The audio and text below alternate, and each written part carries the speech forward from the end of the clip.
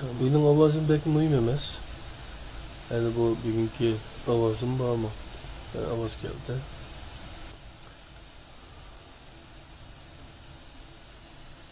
Bu dersni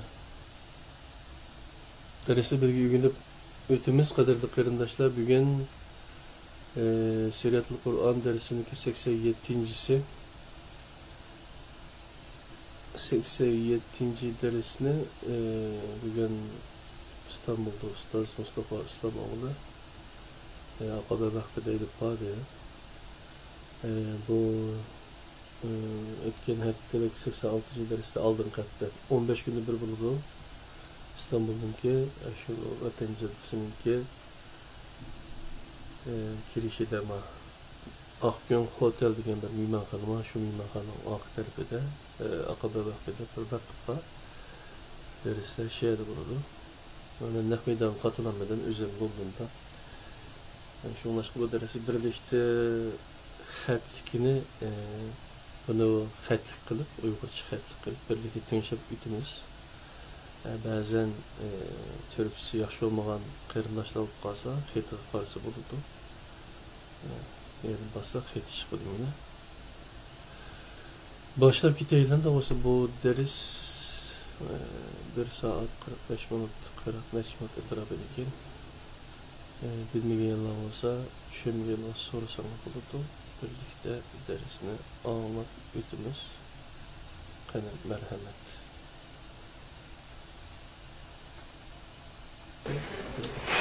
Bismillahirrahmanirrahim.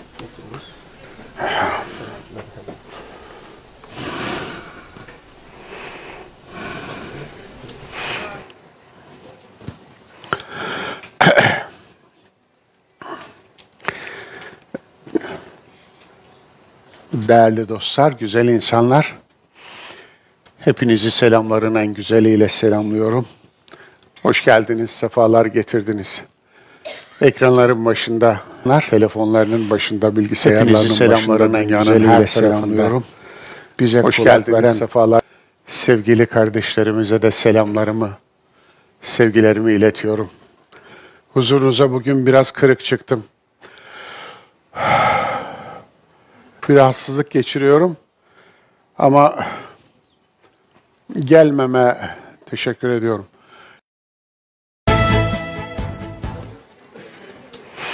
Bismillahirrahmanirrahim.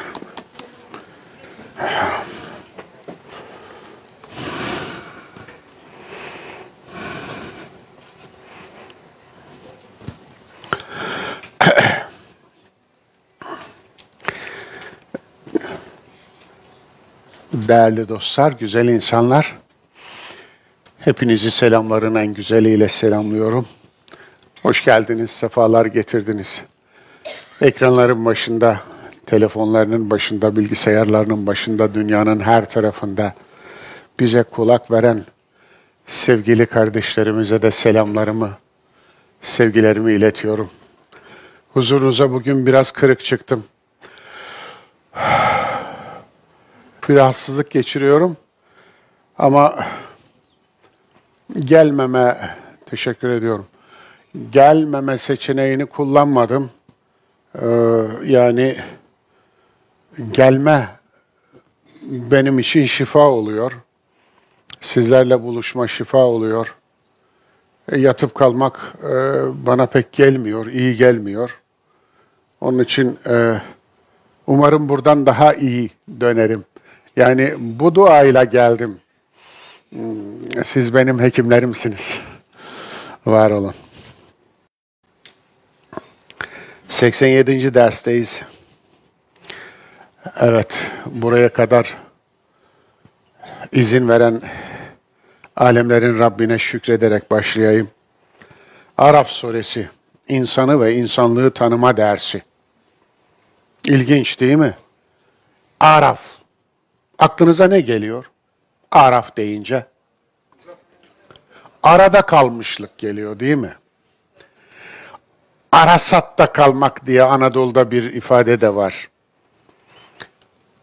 Arada kalmak, yani ne cennete ne cehenneme girememek. Ne İsa'ya ne Musa'ya yaranamamak. Efendim, Nereden çıktı bu? Oysa ben ne dedim? Attığım başlığa bakar mısınız? İnsanı ve insanlığı tanıma dersi. Bu sureye bu zulmü kim yaptı ya? Bu arada kalma. Araf'a bu anlamı kim yükledi? Bizim değil, belli ithal. Hristiyan ilahiyatından ithal. Fakat Hristiyan ilahiyatına da ithal.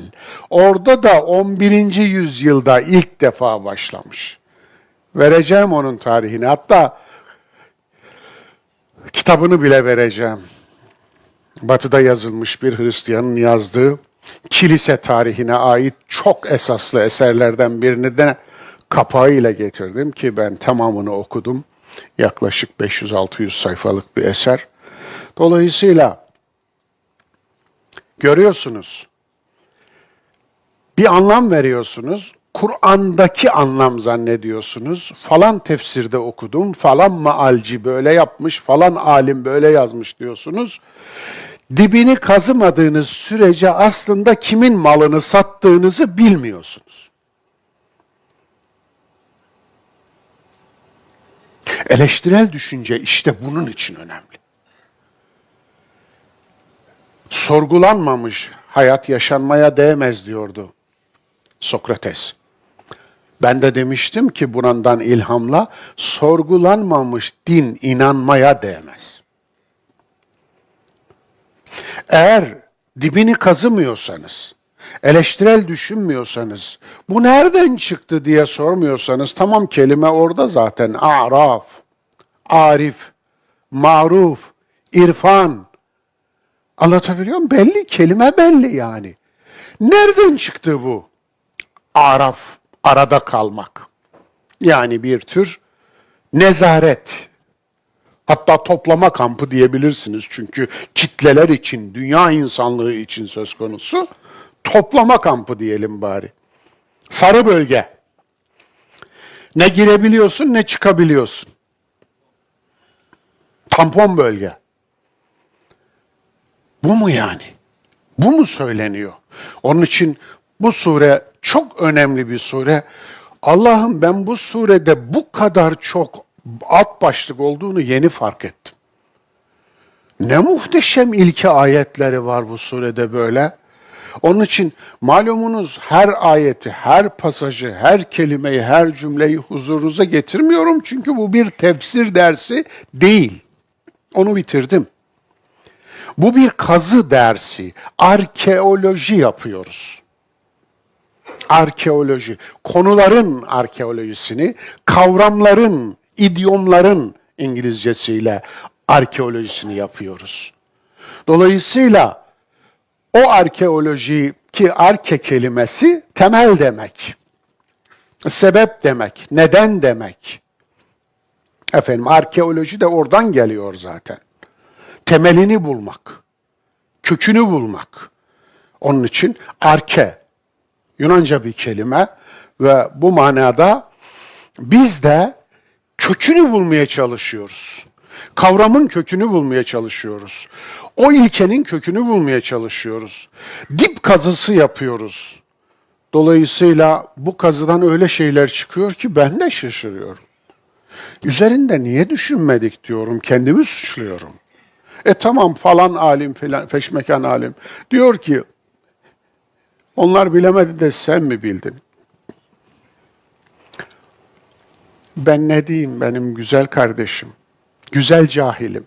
Senin cehaletine kıyamıyorum gerçi. O kadar güzel cahilliğin var ki, cehaletine kıyamıyorum, söyleyemiyorum bazı şeyleri.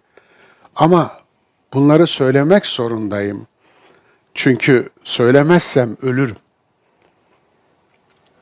Be hey Yunus sözün söyleme derler. Ya ben öleyim mi söylemeyim de? Öleyim mi söylemeyim de? Söylemezsem ölürüm. Onun için işte böyle bir ders. Evet. Ve alel a'rafi ricalun ya'rifune kullen bisimahum. Bu ibareyi buraya kasıtlı olarak huzurunuza metniyle getirdim. Yoksa siz muhataplarım olarak ekseriyetle konuştuğunuz, anladığınız dil Türkçe. Bu derste Türkçe yapılıyor. Onun için İmam-ı Azam'ın o muhteşem görüşüyle Allah'ın ayetlerinin kaynağı herhangi bir insan dili değil. Ama hedefin kaynağı Arap insanı. Dolayısıyla hedef Arap insanına hitap ediyor. Onun için de Arapça. Ama İbranilere hitap ederken de İbranice. Aramilere hitap eden İncil'de Aramice aslı. Biz her peygamberi kendi kavminin lisanı üzere gönderdik. Lisan değilmiş burada asıl olan. Yani Allah'ın dili Arapça diyemezsiniz. Cennetin dili falan da değil, gidip dönen olmadı.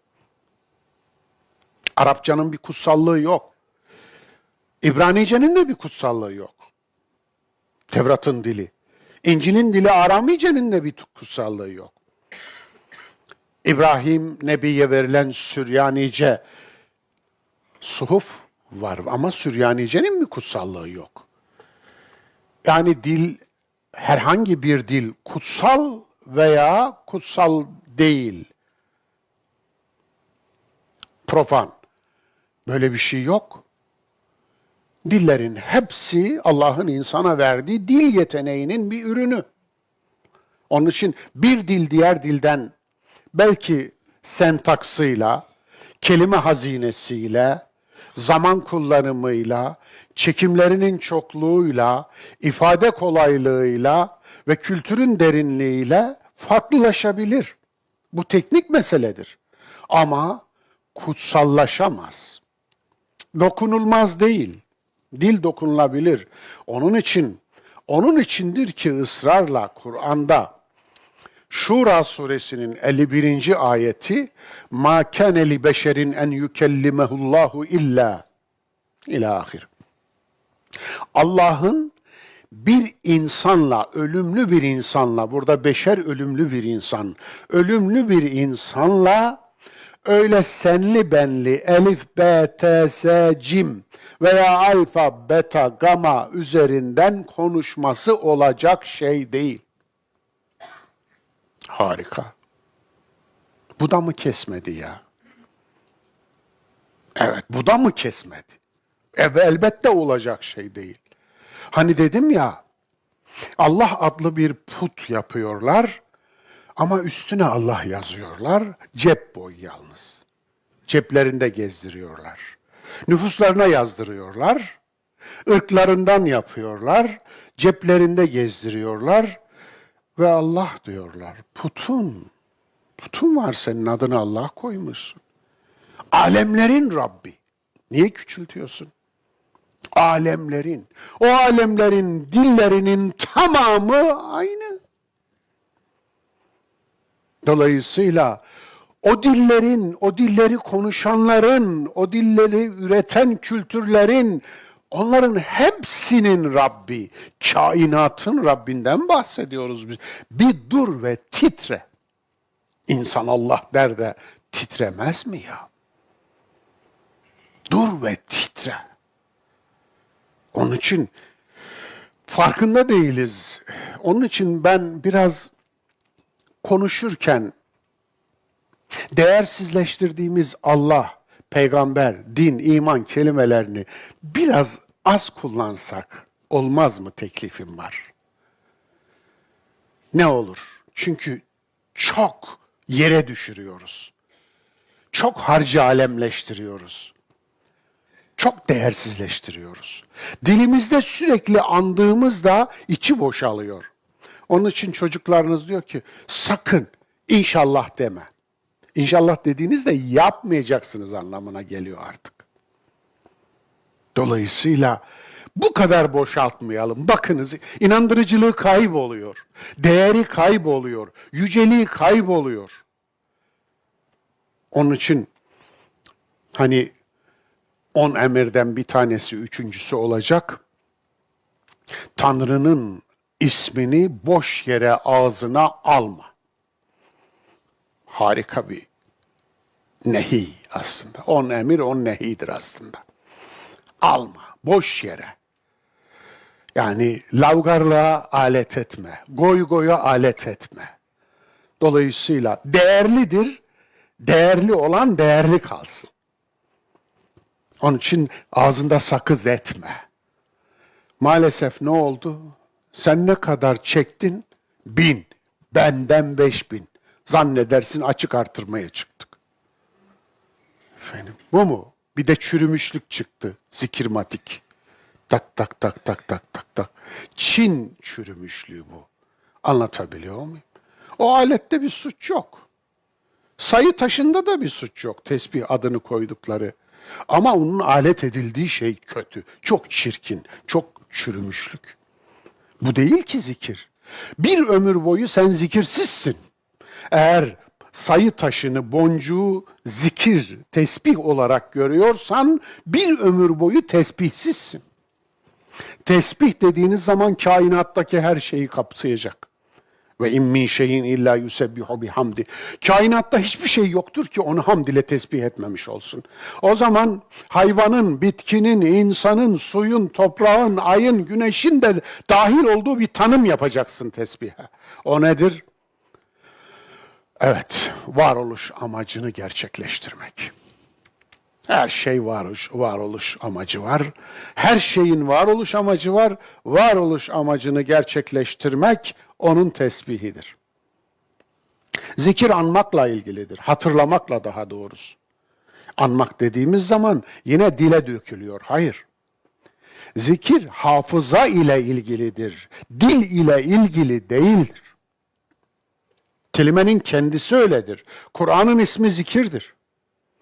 Nedir? Hatırlatandır. Hatırlatıcıdır onun için. Dolayısıyla birbirimize hatırlattığımız zaman biz de zikretmiş oluruz. Şu anda bu ders zikirdir. Bu derslerin tamamı zikirdir. Eğer bir deprem bilimci ekrandan size depremi hatırlatıyorsa bu bal gibi bir zikirdir. Bir zikirdir, evet. Eğer bir iklim bilimci size gelecekte iklimin sertleşeceğini, çoraklığın ve kuraklığın artacağını, su sıkıntısının ortaya çıkacağını söylüyorsa bu ağzına kadar dolu bir zikirdir. Ha, siz bu zikri dinlemediniz mi, anlamadınız mı? O zaman böyle olur. Anlatabiliyor muyum? O zaman böyle olur. 300 küsür gölü olan bir memleketin 2/3 gölü kurudu. Haberiniz var mı? Bu çok acıklı. Çok acıklı. Evet, yaşadığınız topraktan bahsediyorum. Bu topraklardan bahsediyorum. Bilmem kaç milyon yıldan beri orada göl var ve şimdi o göl yok.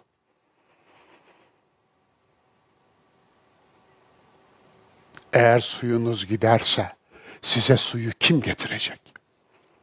Bir ayetin mealini söyledim ben. Evet. İyi ve kötü insanı tanıma bilinci. Ayette ve alel a'rafi ricalun ya'rifune kullen bisimahum. Bakınız, Araf'ı tanımlıyor Araf'tan sonra gelen ibare. Alel Araf neymiş? Hasan Basri öyle tanımlamış, öyle tefsir etmiş. Harika. Efendim, sadece Hasan Basri değil, birçok insan, alim öyle yapmış. Bunun anlamı diyor, aslında marifetli. Yani tanımayı bilen, tanıma liyakati olan, insanın iyisini kötüsünden ayırabilen anlamına gelir. Ricalün, işte yiğitler onlar. Rical, mecazen yiğit anlamına gelir.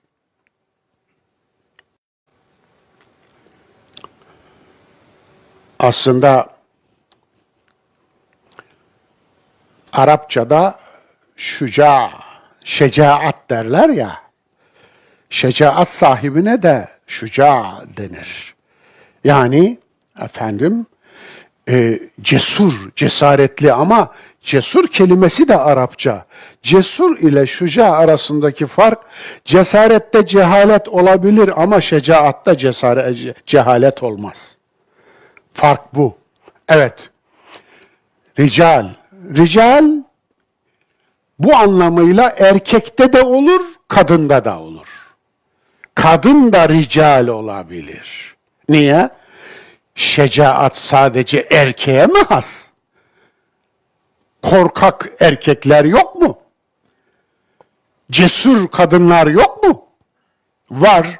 O zaman bunun mecazi anlamı yiğitlik, yiğitler. İnsanın iyisini kötüsünden ayırabilen adam gibi adamlar, yiğitler. يَعْرِفُونَ كُلًّا بِسِيمَهُمْ. Onlar bilirler simalarından. Aslında sima yüz anlamına gelir ama aynı zamanda o yüzün sahibi zatı anlamına da gelir ki daha çok bunun için kullanılır. Onun için Allah hakkında mesela livechillah ayeti geçer Kur'an'da. Allah'ın yüzü için. Veç yüz demektir. Sima da yüz demektir. Allah'ın yüzü için diye çevrilmez bu. Niye? Allah'ın yüzü yok ki. Ne demek? Allah insan değil ki. Antroposantrik derler buna. İnsan biçimli Tanrı.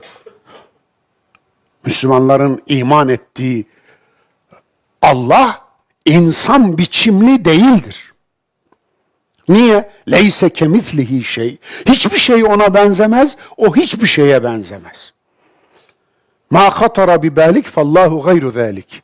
Ne ki aklına geliyor o Allah değildir. O Allah değildir. O zaman insan biçimli bir Tanrı anlayışı, bakınız hadislerden yola çıkarak önünüze bir resim çıkarmıştım. Yani sırtında pelerini yeşil. Hadis var ya. Saçları kıvırcık. Baba yiğit, adaleleri böyle şişmiş. Anlatabiliyor muyum? Boynunu tarif ediyor, omuzunu tarif ediyor, dizlerini tarif ediyor. Affedersiniz neyse orasını bile tarif ediyor. Yani böyle bir Allah tanımı olur mu ya?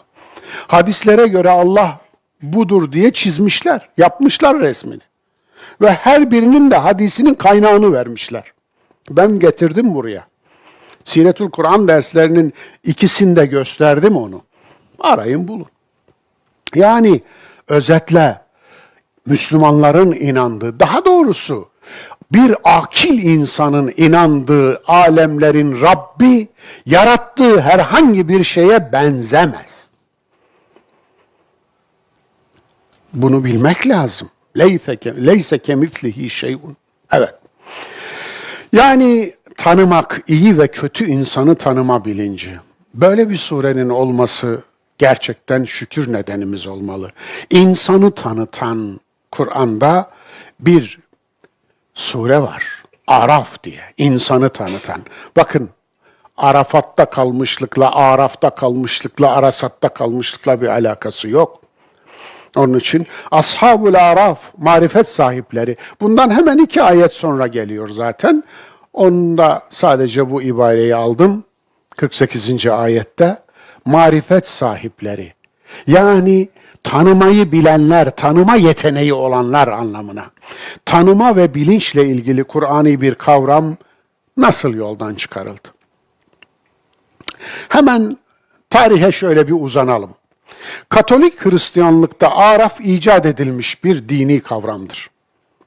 Evet, icat tarihi de verilmiş uzman alimler tarafından 1160-1180 yılları arasında icat ediliyor.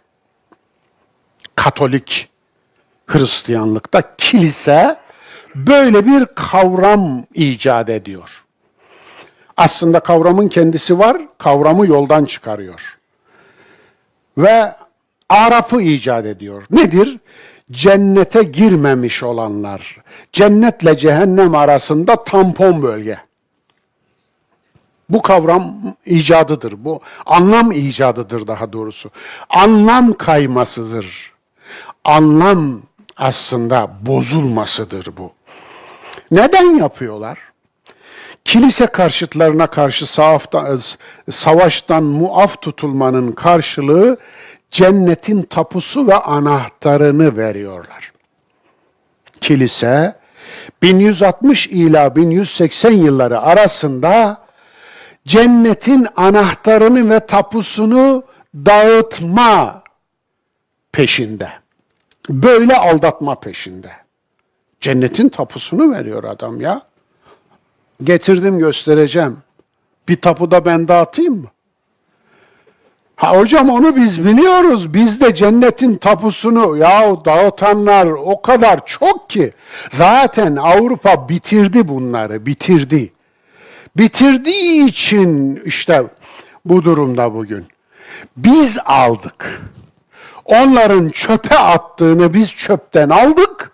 Şimdi cennetin tapusunu bizim ruhbanlarımız satıyor. Alıcısı olunca satıcısı da oluyor. Satıcılarla baş ederiz. Onlarla ben de savaşırım. Alıcıları ne yapalım? Oraya çözümüm yok. Ne yapalım bu alıcıları? Evet, Allah ile aldatma bu işte. Sahte kutsal icadı ve cennet pazarlamacılığı. Cennet pazarlamacılığı, korkunç bir sahtekarlık, korkunç bir kalpazanlık. Biliyorsunuz kalpazan diye sahte para basıp onu tedavüle sokana denir, değil mi? Yani ister bu döviz olsun, ister bu altın olsun, ister bu TL olsun veya başka ulusal paralar olsun. Sahte para basmış, onu tedavüle sürmüş. Kalpazan derler böylesine. Din kalpazanlığı nasıl bir kalpazanlık? Yani sahte para ile senden aslında servetini çalıyor adam değil mi? Din kalpazanlığı yapan neyini çalıyor? İmanını çalıyor. Dinini çalıyor. Allah'ını çalıyor. Peygamberini çalıyor. Seni çalıyor. Geleceğini çalıyor. Dolayısıyla din kalpazanlığı para kalpazanlığından 1000 kat daha, 1 milyon kat daha zararlıdır. O kitap bu kitap. Yani bu endüljans dedikleri cennet tapusu, cennet anahtarı satma işinin nerede başladı, nasıl başladı, ne gerekçeyle başladı, kilisenin bunu nereye getirdiği ve bu konuda ilk çıkan matbaaların ilk mesailerini dolduran da endüljans belgeleridir biliyor musunuz? Evet, ilk matbaalar endüljans bastılar. Yani cennetin tapusunu bastılar. Evet, çok hoşlarına gitti papazların. Matbaalar cennetin tapusunu basınca matbaaları sevdiler.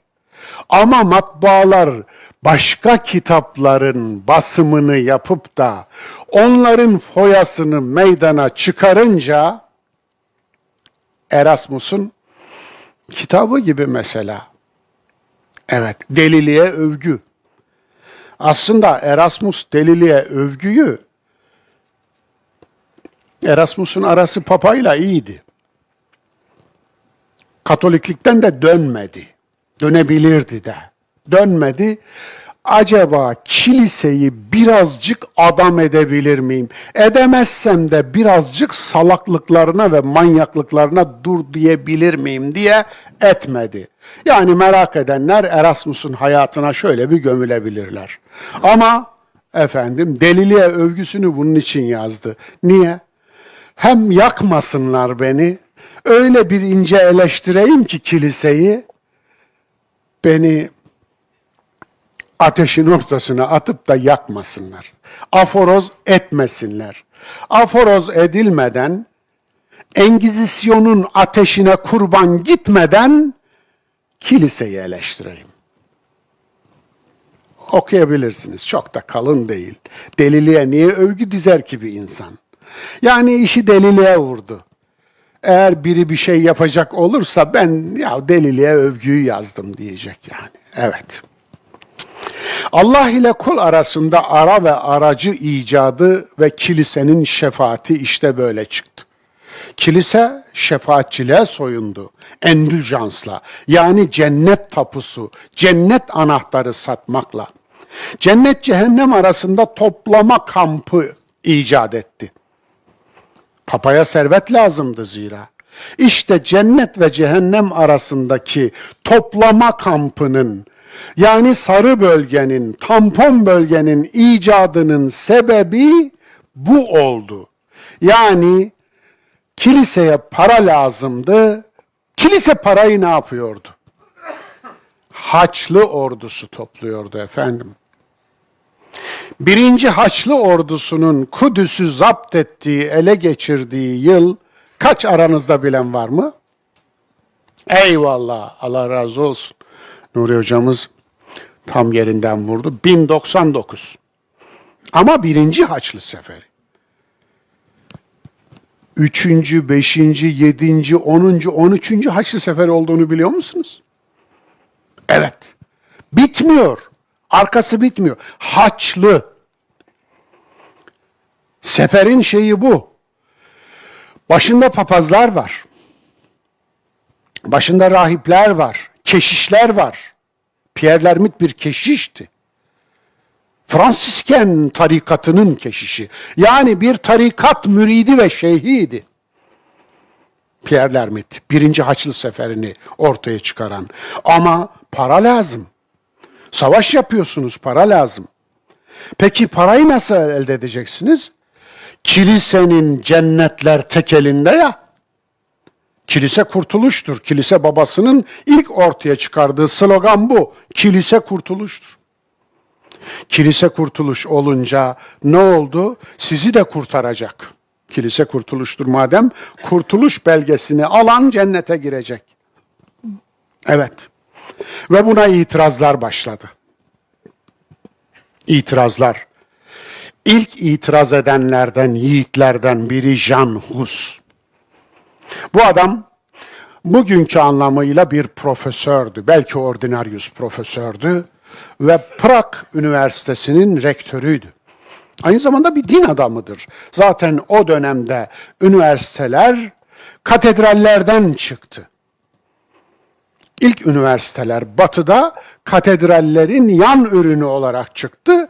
Daha sonra Paris Üniversitesi katedralden, kiliseden bağımsızlaşarak bağımsız bir kuruma dönüştü. Bu kolay olmadı. Paris Üniversitesi 13. yüzyılda ayaklanmaları var. Talebe ayaklanmaları, hoca ayaklanmaları, üniversite hocalarının ayaklanmaları. Yani çok zor oldu bu iş. Kiliseden kurtulmak kolay değil. Hakkını verdiler adamlar. Jan Hus itiraz etti. Cennet belgesi dağıtamazsınız. İnsanları aldatamazsınız. Kendisi de bir din adamı aynı zamanda, ruhban. Kendisi de ilahiyat hocası aynı zamanda. Hristiyanlık ilahiyatının gerçekten de deniz derya bir adamı. Jan Hus hakkında okuma yapanlar bu adamın çok özel biri olduğunu iyi bilirler. Ve adam kilise ahlaksızlık yapıyor dedi. Papa kendisine servet ediniyor dedi. Peki kilise bu kadar endüljans satıyor. Düşünsenize kısa bir zamanda 50.000 endüljans satmış. Cennet tapusu satmış. 50 bin satması için matbaada basılması lazım. Matbaada basılmaya başlanmış. Efendim, bu kadar satıyor dedi. O halde yapılan mabetlerden, kiliselerden bir tanesi neden Katolik Kilisesi tarafından ödenmiyor?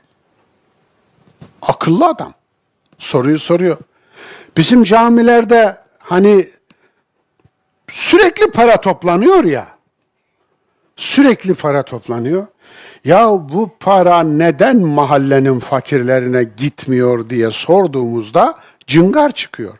İmam arkadaşlar da haklı olarak diyorlar. Bunu elimizden alıyorlar, bizde değil bu. Bir tanesinin resmini çekmiş, kamuya servis etmişlerdi. 3 tane zincir var camideki para kasasında.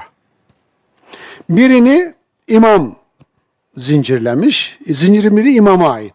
Öbürünü müezzin zincirlemiş, öbürünü de dernek başkanı zincirlemiş. Dernek başkanı imama ve müezzine güvenmiyor. İmam, müezzin ve dernek başkanına güvenmiyor. Efendim, müezzin de ne imama ne dernek başkanına güveniyor. Yani hiçbiri birbirine güvenmiyor. Tam bir kuzgun şeyi. Hani kuzgunlar kışın yiyecek bulamayınca kafalarını birbirine değdirerek yatarlarmış. İlk uyuyanı öbürleri yermiş. Yani dolayısıyla Jan Hus'un cennetten arsa satan kiliseye bir isyanı var. Neye mal oldu biliyor musun? Jan Hus'u 1415 yılında yaktılar.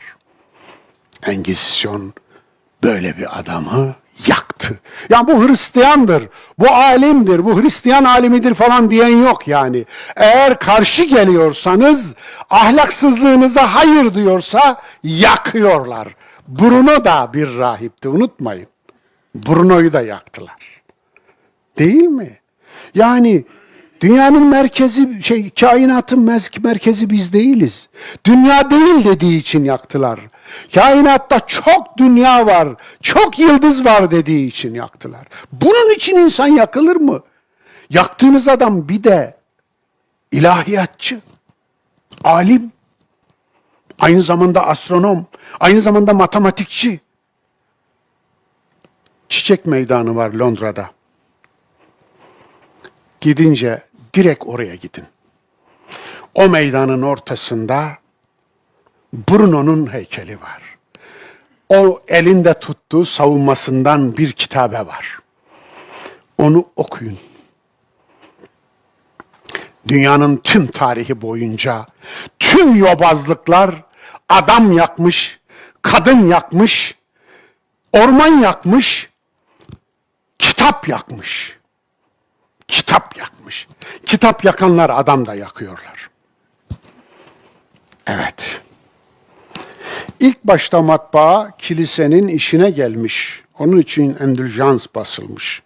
Avusturya'daki Warau Manastırı'nda kısa zamanda 50 bin cennet belgesi satılıyor. 50 bin.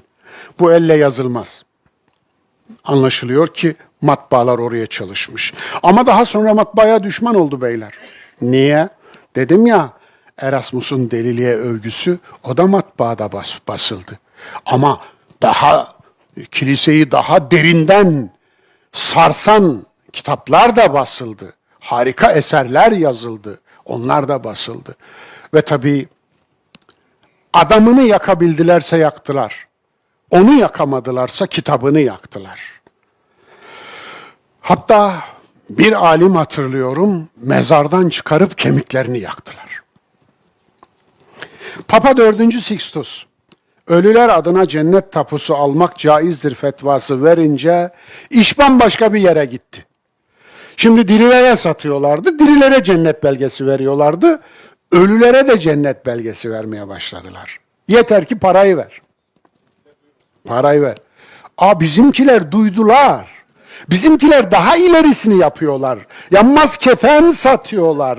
Peygamberi rüyada gösteren terlik satıyorlar. Okunmuş Yasin satıyorlar. Kur'an satıyorlar. Neyi satmıyorlar ki? Neyi satmıyorlar ki? Bizimkiler çok daha ilerilere gittiler. Onlar çöpe attı, bizimkiler aldı demiştim ya. İşte o noktadan sonra artık ölülere satmaya başladılar. Büyük domlarda, katedrallerde görmüşsünüzdür. Şapeller var. Gördünüz mü? Yani kilisenin içinde kabirler. Kabirler. Böyle bölmeler halinde. Hatta bazıları parmaklıklıdır. Kilitlidir, giremezsin oraya. Muhtemelen kabirde çok değerli eşyalar olduğu içindir. Ama oralarda mesela oradaki ölü hakkında bir kitabe vardır duvarda. Yerde olduğu için bazılarının üstünden gezersiniz mesela. Kabir olduğu bellidir taşından. İşte onlar cennet belgesi almak için en yüksek rakamı verenlerdir. Pahalıya satmış. Ya.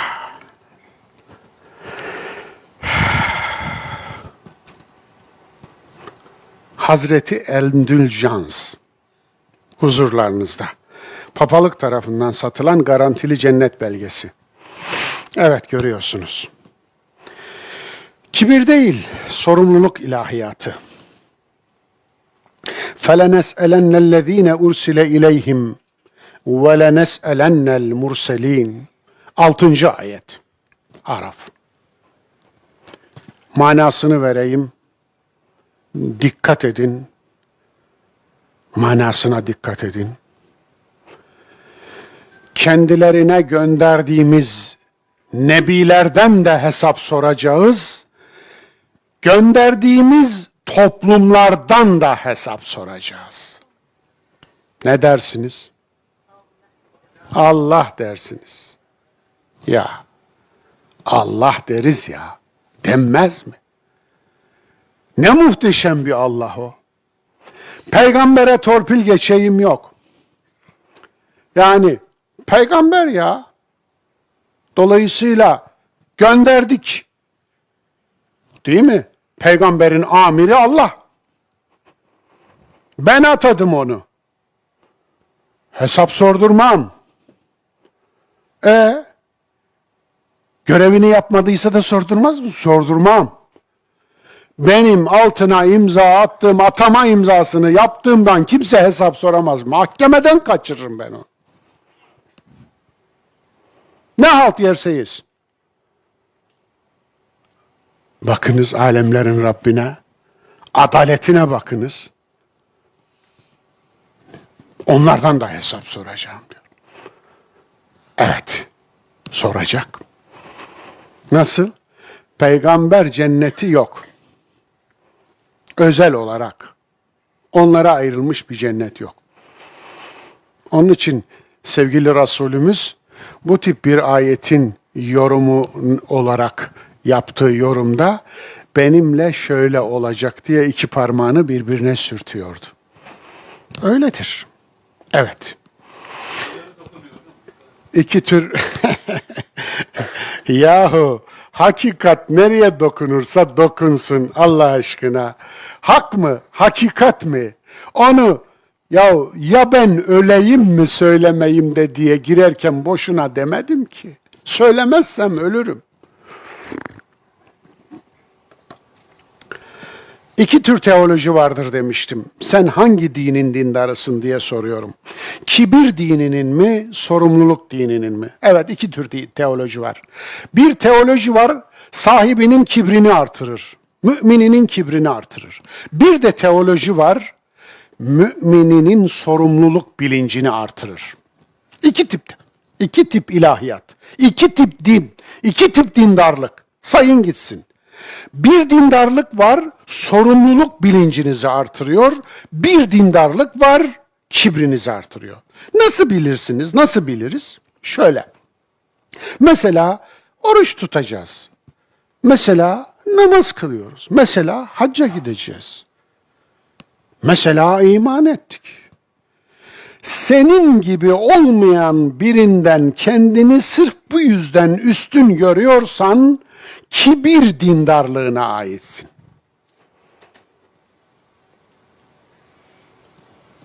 Hocam etme ya. Bu kadar etme ya. Tabii iki üstünüm. Değilsin. Değilsin diyor Kur'an. Üstünlüğün bir tek ölçüsü var diyor. İkincisi yok. Nedir bu? Takva. İnne ekremekum indallahi etkakum. Allah katında üstün olanınız sadece sorumluluğu çok. Sorumluluk bilinci olanınızdır. Bitti. Yetti. Sadakallahül azim diyelim mi? Allah doğru söyledi mi? Biz de şahit olduk ya Rabbi. Bizi de şahitlerden yaz Allah'ım. Evet. İyi insan kusursuz insan değildir dostlar. Vel veznu yevme izinil hak. O gün tartı, ölçü hak ile tartacak. Hak olacak. Hakikat olacak. Yani neyse o, nasıl tarttıysa o, ne kadar varsa o. O tartıda kimse hile yapamayacak. Kimse torpil geçemeyecek. Yani hamili kart yakinimdir diye biri gönderemeyecek ki. Veya kimse mülakat yapamayacak. Ne olacak peki?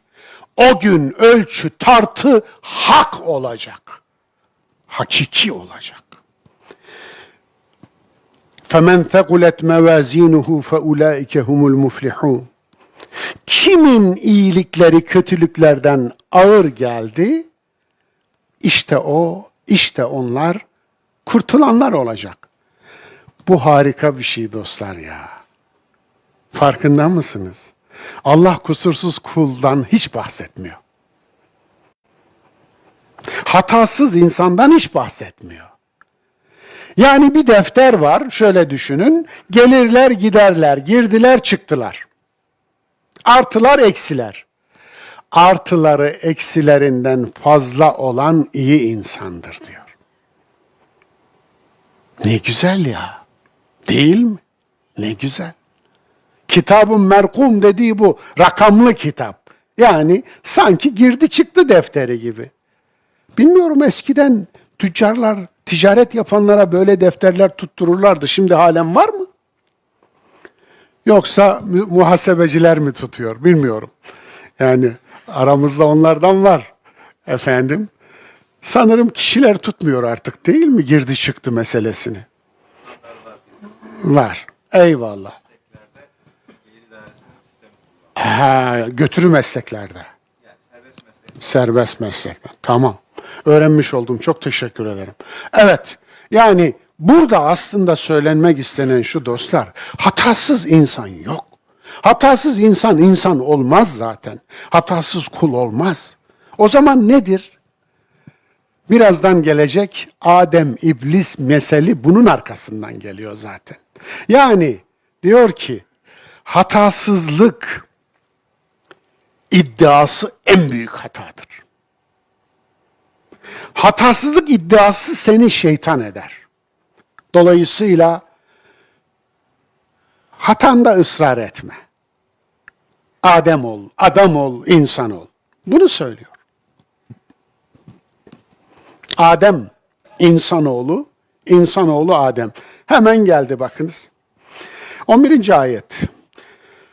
Evet, وَلَقَدْ خَلَقْنَاكُمْ ثُمَّ صَوَّرْنَاكُمْ ثُمَّ قُلْنَا لِلْمَلَائِكَةِ اسْجُدُوا لِآدَمَ فَسَجَدُوا إِلَّا إِبْلِيسَ. Evet. لَمْ يَكُنْ مِنَ السَّاجِدِينَ. 11. ayet bu. Sizi biz yarattık. Halaknakum. Sonra tasarımınızı biz yaptık. Savvernakum. Sonra dedik ki meleklere Adem'e tabi olun. Adem'in konumunu kabul edin. Ona bir konum verdik çünkü. Nedir o konum? Yani yeryüzüne halife olarak Adem'i seçtik. Adem oğlunu seçtik. Konum bu. Evet. Konum bu. Yeryüzüne halife. Allah'a halife yok. Allah'ın halifesi olmaz. Allah'a vekil olmaz. Çünkü Allah uyumaz, Allah tatil yapmaz, Allah emekli olmaz, Allah ölmez. Onun için de onun halifesi olmaz. Yeryüzünün halifesi olur. Hulefâekum fil ard. Kur'an'da böyle gelir. Sizi yeryüzüne halife kıldık. Halife, kalfa kelimesi halifeden bozmadır. Kalfa kıldık. Hepimiz kalfaymışız. Sevgili kardeşim. Hepimiz kalfaymışız. Neyin kalfası? Ne yapacağız? Yeryüzünü imar edeceğiz efendim. Hayatı imar edeceğiz. İnsanı imar edeceğiz. İyiliği imar edeceğiz. Güzelliği imar edeceğiz. Adaleti imar edeceğiz. Sanatı imar edeceğiz. Bilimi imar edeceğiz. Evet. Tersine imha. İmar etmiyorsanız imha ediyorsunuz. İmha etmeyeceğiz. Evet. Bu anlamda Adem insanoğlu, insanoğlu Adem eşittir Adem, işte bu ayette var. Sizi biz yarattık, sizi biz tasarladık, sonra meleklere dedik ki Adem'in konumunu kabul edin. Secde edin, o anlama geliyor. Siz diye başladı, Adem diye bitirdi. Aynı ayet. Bölünme yok. Siz Adem, Adem siz. Siz Adem'siniz, Adem siz. Onun için Adem bir şahsı manevidir, prototiptir, arketiptir. Yorumum budur ve bu yorumun en büyük destekçisi de bu ayettir. Yani siz diye başlayan ayet Adem'e getiriyor sözü. Onun için Adem eşittir siz eşittir Adem diyen bir ayetin olduğunu bilin. Adem'in babası goygoyu bittiyse sorabilir miyiz? İnsanlık ensest ürünü mü? Yani insanlık kardeş kardeşle evlenerek mi çoğaldı? O zaman insanlığın temelinde sadece zina yok, ensest de mi var? Tüm insanlık ensest mahsulü mü? Birinci derecede akraba evliliği mahsulü mü? Allah imkanı yok muymuş ki buna mecbur kalmış? Haşa. Değildi. Öyle değildi. Çok söyledim. Hatta bir de kitap yazdım. Evet. Kur'an'a göre yaratılış ve evrim. İlk ırkçı şeytandır. Şeytan ırkçıdır. Halakteni min narin ve halaktehu min tin diyor. Niye Adem'in konumunu reddettin deyince, şeytan kim? Önce şeytan üzerinde dursam mı acaba abi? Durmayayım. 24. ders orada duruyor. Bu derslerin 24.'sü. Sizin şeytanınız kim başlığı altında işlemiştim. Niye sizin şeytanınız kim diyorum? Çünkü Hinduların şeytanı Asuru. Asurlulara şeytan demişler. Asurlardan öyle korkmuşlar ki adamlar maden arıyorlar, ararken ülkeleri işgal ediyorlar. Asurlulara şeytan demişler, şeytan olmuş. Yahudilerde şeytan Azazil. Yani Azazil aslında sonundaki il Tanrı demek, Allah demek. İl, el. Oradan geliyor. Ne demek? Niye Azazil şeytan olmuş oluyor? Kötülük ilahı. Kötülük ilahı. Yani eski ahitte şöyle bir ifade var biliyor musunuz? Günah keçisi. Tam da böyle değil. Azazil'e bir keçi. Günah keçisi. Ne yapıyorlarmış? Bir keçiye toplumun günahlarını sayıyorlarmış. Tüm günahlarını. Ondan sonra o keçiyi uçurumdan aşağı atıyorlarmış. Çölde yaşıyorlar, uçurum olmayan bir yerse çöle bırakıyorlar ki canavarlar yesin diye. Çöle bırakıyorlarmış. Eski Yunan'da da benzeri var. Orada keçiye yapmıyorlar bu günah sayma işini. Getiriyorlar, buluyorlar 2 tane insan, ona sayıyorlar. Bu keçi de hep erkek keçi oluyor. Erkek keçi, günah keçisi. Bunlar tertemiz oluyormuş. Yani günahı keçiye yüklüyorsun, keçiyi yardan aşağı bırakıyorsun, sen tertemiz oluyorsun. Ne güzel bir dünya ya. Kafalar nasıl iyi? Şuna bakın. İçmeye gerek var mı? Bunu nasıl ayıktıracaksın? Öbürü sabaha ayıkır. Bunu nasıl ayıktıracaksın? Şimdi ama biz onu kınıyoruz da kendi halimize bakalım bir. Kendi halimize bakalım. Evet, İncil'de de var. Yeni Ahit'te de var. Bu onda da aynen günah keçisi olarak geçiyor. Onda farklı bir ifade de kullanılmıyor. Günah keçisi.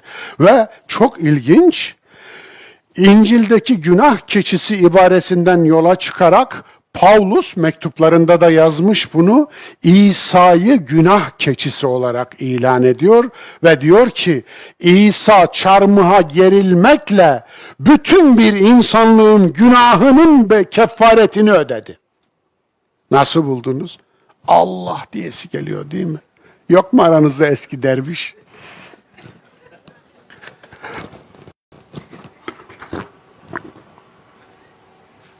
Vay be. Şimdi bu teviller var ya, bu teviller ya işin sıvama bölümüdür. Bir önceki bölümünü söylemiyorum. Efendim, bu ikinci kısmıdır. Sıvama bölümü. Onun için sıvamadan evvel bir şey yapması lazım. Dolayısıyla bu teviller var ya, hep ne gittiyse bu tevillerden gitti. Dinde, imanda, ahlakta bu tevillerden gitti. Dolayısıyla çünkü eğer bir insan bir şeyi yapmayı kafasına koymuşsa ona ya bir fetva mutlaka bulur ya bir tevil mutlaka bulur. Bulur mu? Bulur arkadaş.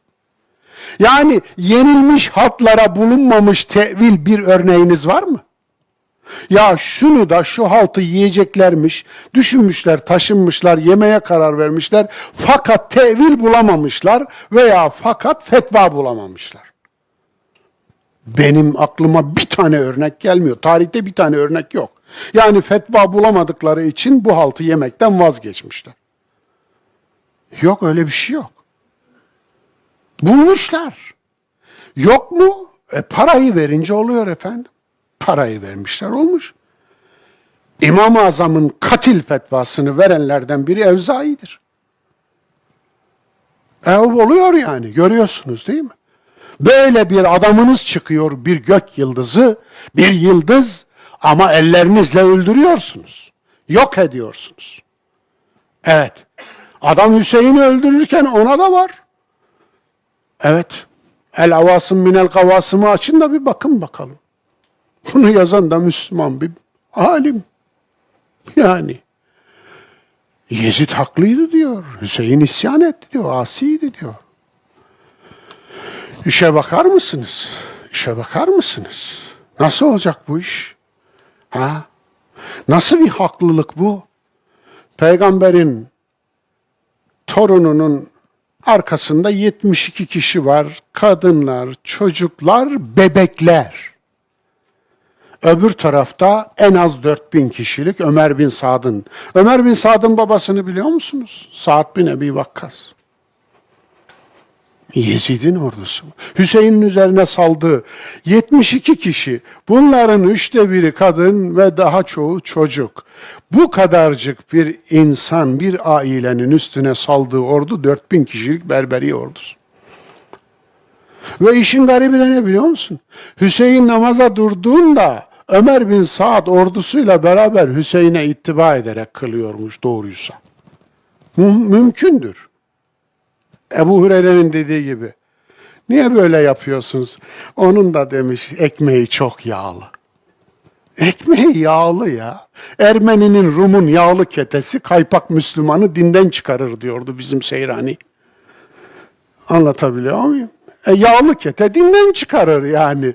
Onun da ketesi yağlı.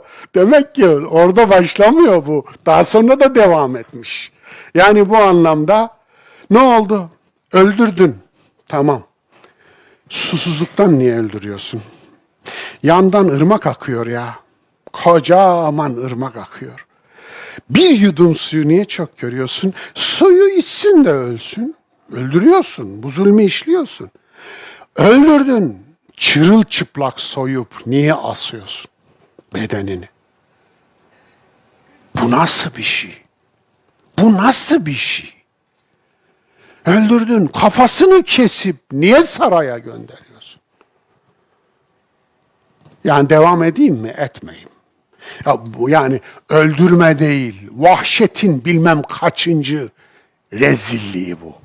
Onun için bunu aklayan var ya. Anlatabiliyor muyum? Hala Hazreti Muaviye diyecek misiniz? Bunu Yezid yaptı. Hayır. Bunu Muaviye yaptı aslında. Muaviye fetvasını verdi. Emrini verdi ta başında. Çünkü Allah Resulü'nün soyuna küfredilecek hükmünü hutbelere koyan oydu. Yok ya, bence soy meselesi değil can kardeşim.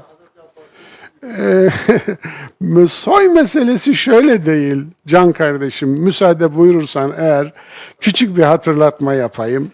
Yani diriden ölüyü, ölüden diriyi çıkarır ayeti Ali İmran suresinde malum halileriniz. Ama asıl şuradan soyu değil, Muaviye'nin bir oğlu var ya, Yezid'in. İkinci Muaviye. 6 ay yaşadı, 6 ay halim. Efendim, öyle güzel bir adam ki, öyle harika bir adam ki, bu adam ilk halife oldu, hutbeye çıktı. Ben dedi, dedemin, Muaviye'den bahsediyor ve babamın, Yezid'den bahsediyor. Dedemin ve babamın günahlarının rehini olmayacağım. Wow! Hutbesinin tamamı İmamlar ve Sultanlar adlı kitabımda var. Anlatabiliyor muyum? Böyle de olabiliyor. Yani ölüden diri çıkabiliyor. Bu da olabiliyor, mümkündür. Onun için herkesi bağımsız değerlendirmek bana daha Kur'ani, daha vicdani geliyor. Yoksa zaten her türlü öğüde de yani yararsız olarak bakmak lazım. Peygambere de yararsız olarak bakmak lazım. Vahye de yararsız olarak bakmak lazım. Yani gerçekten de iyilerden kötüler, kötülerden iyiler çıkabiliyor. İtiraz ettiğim için beni affettin değil mi? Eyvallah. Estağfurullah. Tevir. Evet. Tevir türlü ırkçılıklar, tevir türlü şeytanlıklar. Evet. Alayına birden cevap. Üstünlüğün ölçüsü takva, sorumluluk bilincidir. Hucurat 13. Bir daha söyledim. Günah keçisini getirdim karşınıza. Bu antik bir eserdir. Onu söyleyeyim. Kadim. Şeytan nasıl Yahudi imanındaki günah keçisi oldu? Alın işte böyle. Yani bu kadim, eski dünyadan kalma bir stel olsa gerek, taş kabartması. Eyvallah. Adem İblis anlatısından dersler. 10 ve 24. ayetler arası. Kâle fehbit minha. Dedi ki Rab, alemlerin Rabbi, in oradan. İn o makamdan. Yani gökten in falan değil. Makamdan in. Yani senin şu anda bulunduğun makama layık değilsin. فَمَا يَكُونُ لَكَ اَنْ تَتَجَبَّرَ ف۪يهَا. Orada tekebbür etmek, büyüklenmek senin haddin değil. Haddine düşmez. Büyük değilsin çünkü. Fakruc inneke mines sagirin. Çık, git. Çünkü sen büyük değil, küçüksün. Küçülenlerdensin, dedi. Kibir kompleks şeytan eder dostlar. Şeytan kim? Biz Yahudi ilahiyatının şeytan inancını aynen paket halinde, yani kit halinde almışız, bizim imanımıza monte etmişiz. Yani günah keçisi. Şeytan günah keçisi. Müslümanlar bugün günah keçisi olan bir şeytana inanıyorlar.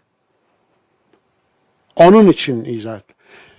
Razı mısınız Kur'an'ın şeytan tasavvuruna? Ayrıntılı olarak izah ettim. Tek tek bir ders işledim. 24. ders unutmayın. Ama burada kısaca değineceğim. Kur'an'da içinde şeytan geçen 88 ayet var.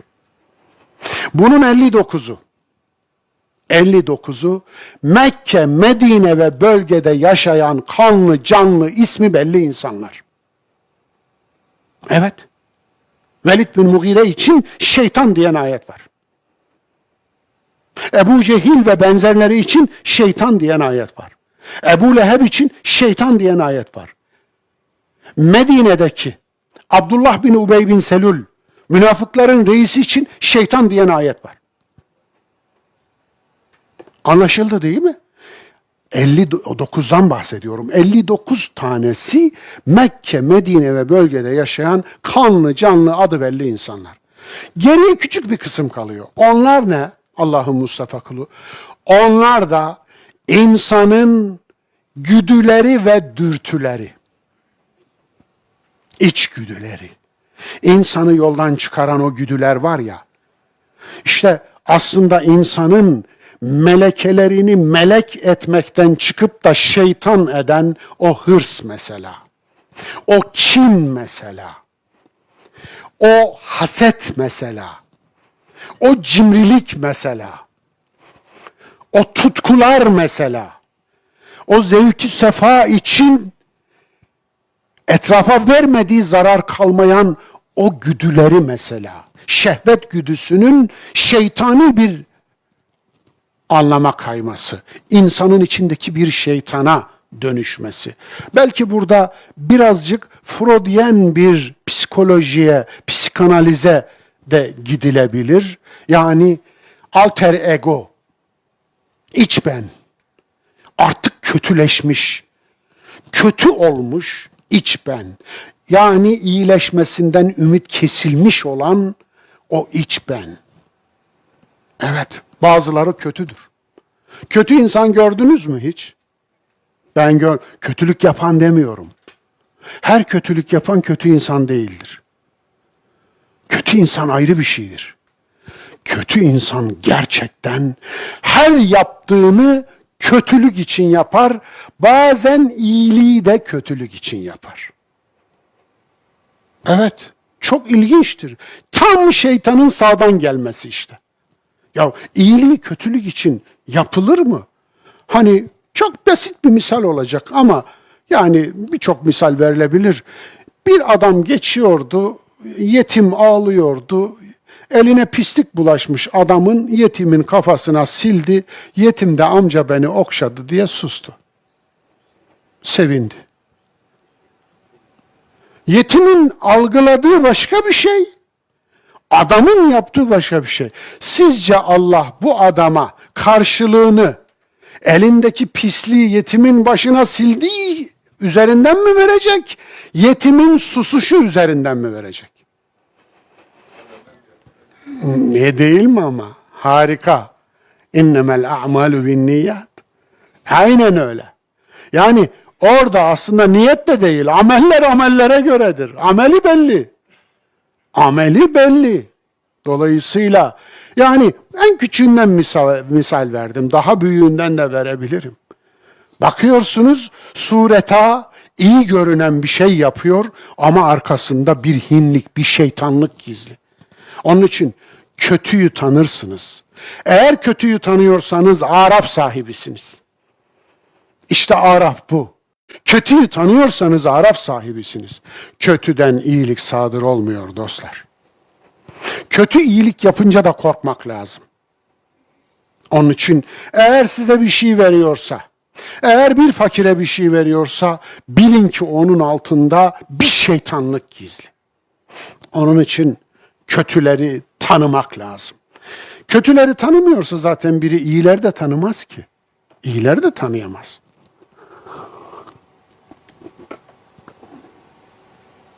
Üstünlük kompleksi, tekebbür, aşağılık insanların işidir. Tekebbür, büyüklenme demektir dostlar. Evet. Mütekebbir diye bir ismi var Allah'ın. Ama çok ilginçtir, bu şu demektir. Büyük olduğu için büyüklenmeyi hak eden. Aslında kibir neden şirktir biliyor musunuz? Kibir şirktir. tek büyük Allah olduğu için. Allahu Ekber diyoruz. Bazı cahiller de ismi tafdil, tek form zannetmişler. Nereden Arapçayı da bilmiyorlar. Nereden kulaklarına geldi? En büyük diyorsunuz. O zaman küçük ilahları da kabul ediyorsunuz. Hayır. İsmi tafdil formunun Arap dilinde bir anlamı daha var. Bir anlamı daha var. Sıfat. Yani Allah tek büyüktür. Allah hep büyüktür anlamına gelir. Anlatabiliyor muyum? Burada sıfat anlamıyla kullanılır.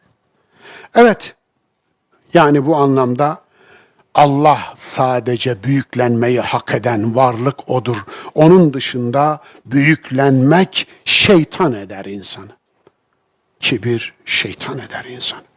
Onun için şeytan kim? Dışımızdaki bir varlık değil. Hollywood mu icat edecek?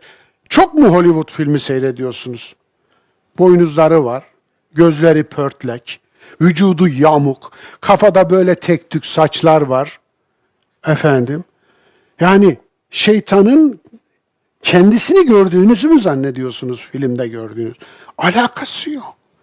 Şeytan aramızda dolaşan kötü insanlar ve bizim içimizde bizi kötülüğe ikna etmeye çalışan, bizi yoldan saptıran güdüler ve dürtülerdir. Eyvallah. Onu da üstüne koyun. Zaten kötüleşmiş bir insan vicdanının üstünü örttüğü için sesini duymaz. Aklının da sesini duymaz. İradesinin de sesini duymaz. Bilincinin de. Makam, servet, şöhret, bilgi kibri. Hangi kibri sayayım ki? Makamın bir kibri var zaten, biliyoruz değil mi? Birini bir makama getiriyorsunuz, evliya eşkıya oluyor. Ya Hızırken Hızır olup çıkıyor. Anlayamıyorsunuz, tanıyamıyorsunuz. Ya kardeş sen böyle değildin. Biz senin eski günlerinde tanıyoruz. Ne oldu sana? Tabii diyemiyor, beni makama getirdiniz. Niye? Evet. Kişi sınanmadığı günahın masumu değildir. Değildir arkadaş. Sınanmadığımız günahın masumu değiliz hiçbirimiz. Sınandın mı? Servetle sınandın mı mesela? Sınanmadınsa orada biraz dur. Anlatabiliyor muyum? Sınanmadınsa orada dur. Çünkü bekara hanım boşamak kolay. Sınanmadın. Servet kibri diye bir kibir var. Ama gerçekten servet kibrinin olmadığı nadir insanlar da var. Az ama var. Şöhretin de bir kibri var. Ama şöhrete sahip herkes kibirli olmuyor ki. Ya az bir insanda var ki şöhret onu yoldan çıkaramıyor.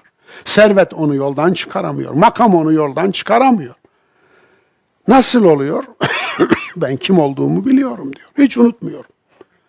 Hiç unutmuyorum. Yani sizin beni alkışlamanız ya da yuhalamanız benim için eşittir diyen adam, makamla da, servetle de, şöhretle de kibre kapılmaz. Müsavidir efendim. Yani sizin beni alkışlamanızla yuhalamanız arasında benim için çok bir fark yok. Niye? Bilirim o alkış dışarıdan geliyor. Bugün hoşunuza gitti, alkışlarsınız. Yarın gitmesi yuhalarsınız. Bugün göklere çıkarırsınız, yarın yerin altına batırırsınız. Yaparsınız siz yani. Onun için ona ne diyorlar? İtibar. İtibarın canı cehenneme demiştim. İtibardan mı? Ya siz beni içeri mi aldıracaksınız ya?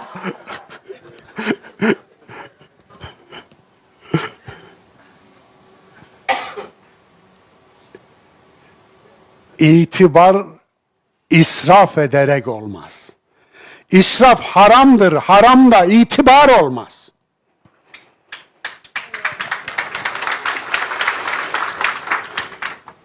Asıl şu, servet var. Ya Rabbi elimde çok eyle, gönlümde yok eyle. Duruşu böyle, bunu söylemesi gerekmiyor. Bu cümleyi kuramayabilir. Ama öyle bir duruşu var ki. Yani elindekini çek al, inanın adamlığından 1 gram değişmiyor. Duruşundan bir gram değil, gram değil. Maşallah diyorsun. Gerçekten imreniyorsun. Yani varlığıyla yokluğu bakıyorsun, onun kibrinde herhangi bir şey yapmamış, işlememiş. Kibir vermemiş ona. Dolayısıyla bu işte sınavı vermek bu. Sınavı vermek bu. Şöhret de öyle, bilgi de öyle. Yani çuvaldızı kendime sakladım bak. Efendim orada geçmedim yani. Şimdi bilgi insana ne zaman kibir verdiği anlaşılır veya ne zaman tevazu verdiği anlaşılır. Söyleyeyim mi? Öğrendiğiniz hakikatleri öğrendiğiniz anda daha öncekilerle zıtlaşıyorsa, onları atabiliyorsanız siz mütevazisiniz. Yani öğrendiğiniz gerçeğe göre değişebiliyorsanız mütevazi, ama gerçeği öğrendiğiniz halde ben bunu söyledim, deklare ettim, kitapta da yazdım, onun için bundan sonra değiştirirsem ayıp olur diyorsanız kibirlisiniz, şeytanlaşmışsınız. En azından o alanda şeytanlaşmışsınız. Onun için tevazu ve kibrin bir anlamı hem de başat anlamı ortaya çıktı mı? Hakikati kabullenmek tevazu, hakikati kabullenmemek kibirdir.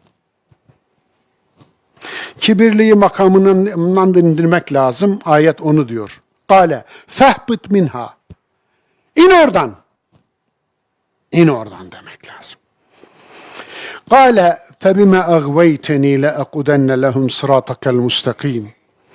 Ne dedi? Şeytanileşmiş benlik, şeytanlaşmış benlik. Febime agveyteni. Beni yoldan saptırdın. Bu alemlerin Rabbine söylediği söz bu. Beni yoldan sen saptırdın diyor. فَبِمَا اَغْوَيْتَنِي لَاَقْعُدَنَّ لَهُمْ صِرَاطَكَ الْمُسْتَقِيمِ.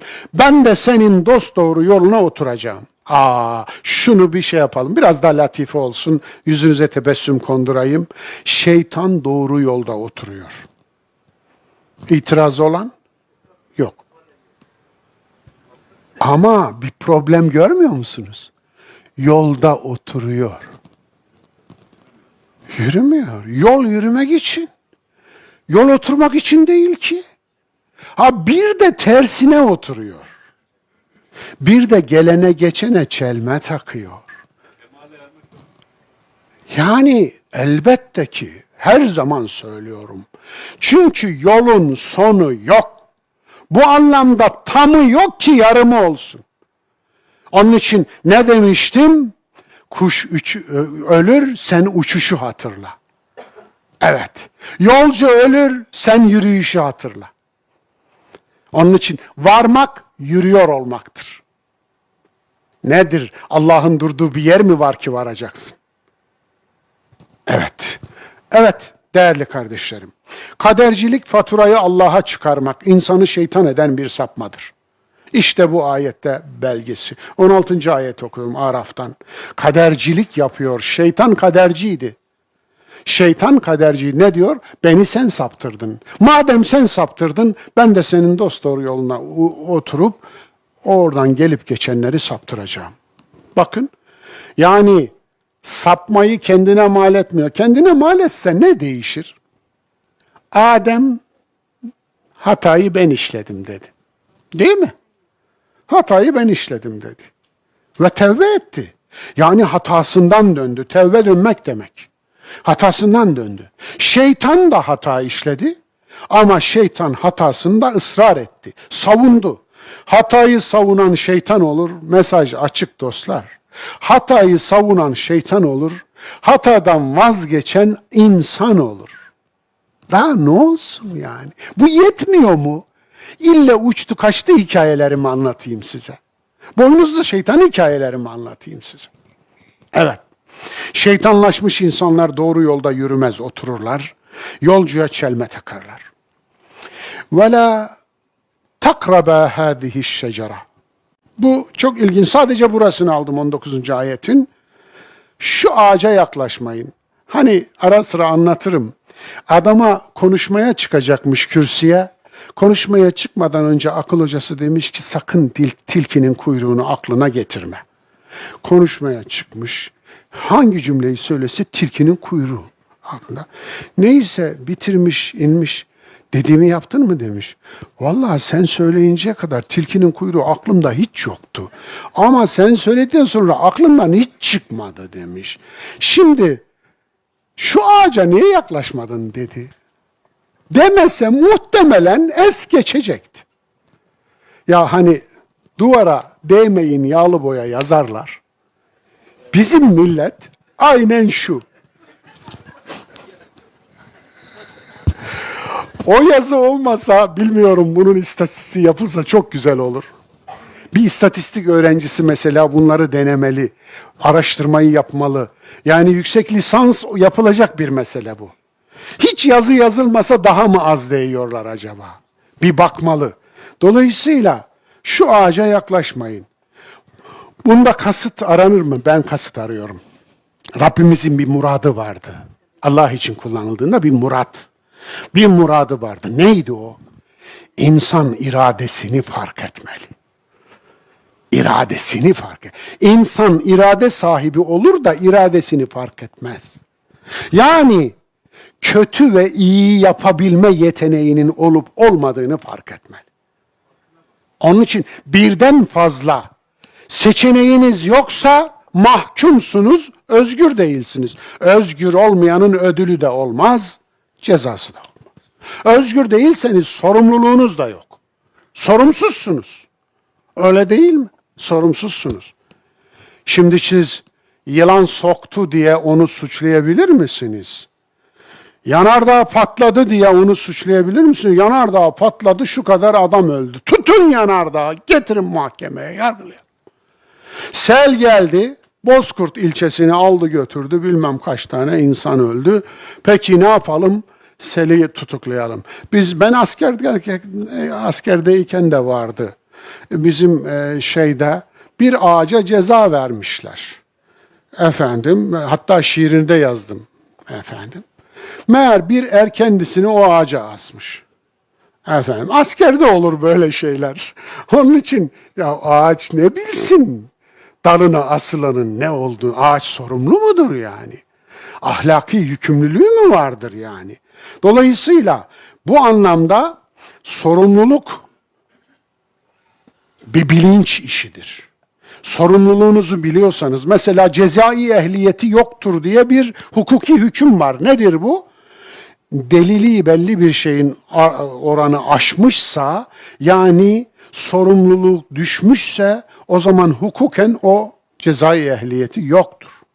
Ona ceza verilemez. Onun velisine verilir. Varsa koruyucusuna verilir, yoksa koruma altına alınır. Tımarhaneler bunun için yapılmış.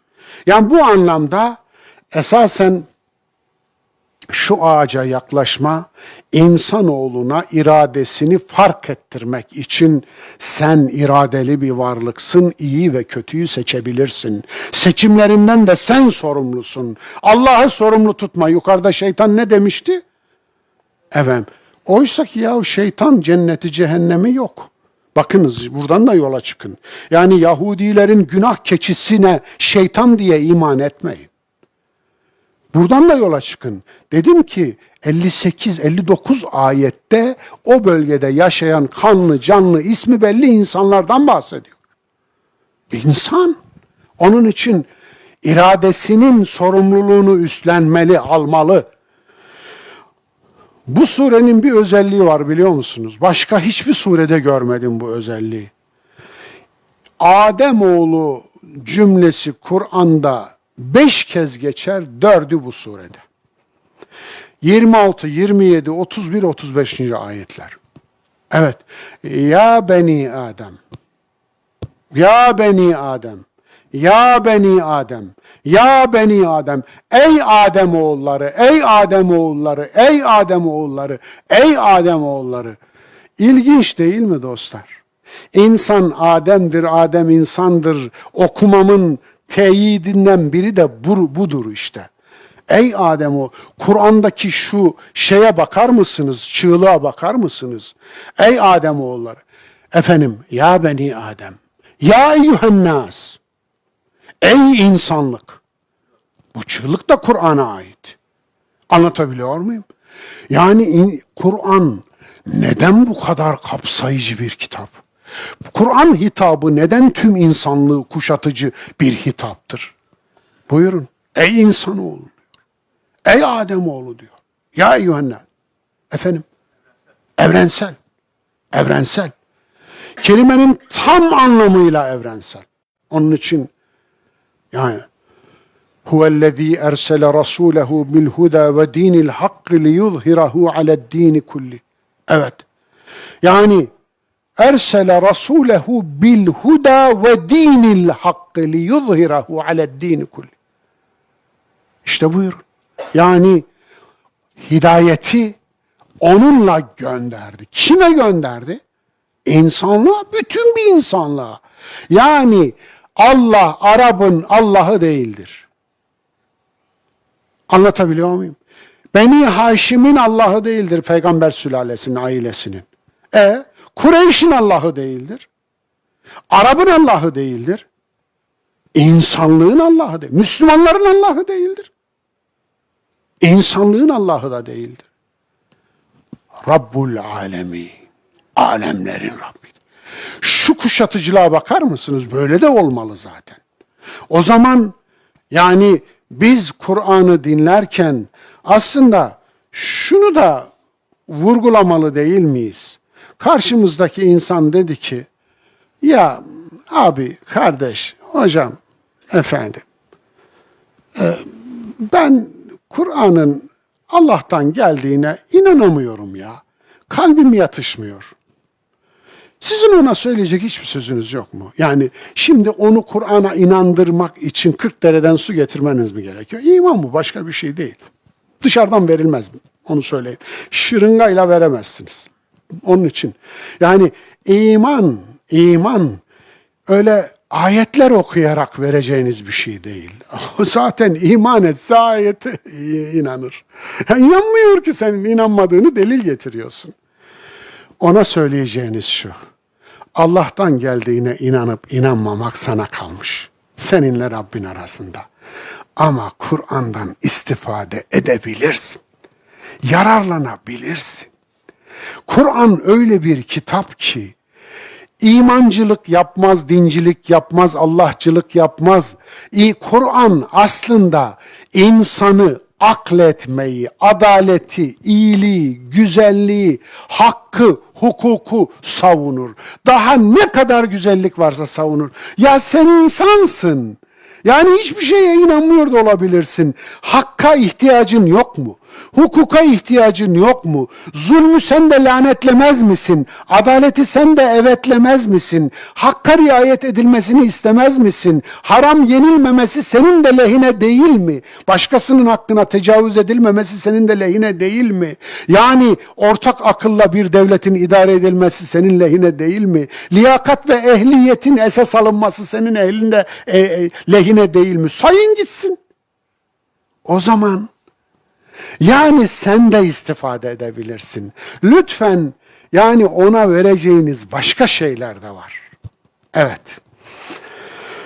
Adem'in aklına neden düşürülmüştürün cevabını vermiştim. Cinselliğin farkına varmanın tarım kültürüyle ilgisi var olduğunu düşünüyorum. Bu benim yorumum. 20-22. ayetlerde. Yani Adem diyor cinselliğinin farkına vardı insanoğlu. Efendim, bir başka yerde ve tafika min verkil cennet. Yani bahçenin yapraklarını üzerine örtmeye çalıştı. Aslında insan vücudundaki cinsel organların farkına varmak bence bir mecazdır. Cinselliğin farkına varmak insanın aslında doğurganlığının farkına varması. Biliyor musunuz? Paleontolojik dönemde, taş devirlerinde ilk tapılan şeylerden biri kadın bedenidir. Anadolu tanrıçası Kibele o tapınışın sembol kişisidir aynı zamanda. Ama Kibele tapınması yaklaşık 13 bin yıl evvelden 10 bin yıl evveline kadar.